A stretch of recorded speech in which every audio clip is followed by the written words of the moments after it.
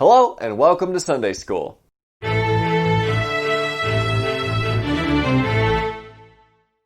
Bible is one book.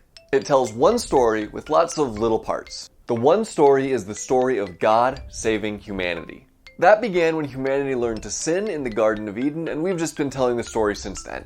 Now, in this true story, God had a special method of getting his message down to the people of Israel, God's chosen people. You might have noticed them earlier in some of the videos so far. They were called prophets. These prophets could hear the voice of God and followed his instructions. Well, usually. Today, we're going to talk about the man who didn't really want to. This prophet's name was Jonah. Jonah heard the voice of God, and God told him to go to a city called Nineveh. Nineveh was known for being violent and dangerous, so Jonah didn't really want to go. He got on the first ship that would take him anywhere else. But God drew forth a storm. The ship was in danger. The crew was nervous it was Jonah's fault. Jonah was nervous they were right.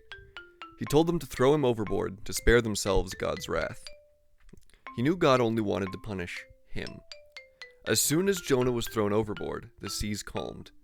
But just then, an enormous creature from the depths came up, and this huge fish swallowed Jonah whole. Jonah was in the fish for 3 days and 3 nights. He promised he would obey God if he survived. Miraculously, he did. The fish carried him to dry land, and God, once again, instructed Jonah to go to Nineveh to spread his word. Jonah did. He told the people to repent, to say they were sorry for their sins, or God would destroy the city. To Jonah's surprise, it worked, and the people repented. Jonah was stubborn. He didn't want to listen to God because he was scared. But the true story of Jonah teaches us 2 things. 1, God is always with us. We don't need to be scared. Jonah's story worked out just fine even during the storm and the belly of a fish. 2, God's plan always happens. Even if it takes a storm and a giant fish, God will get it done one way or another.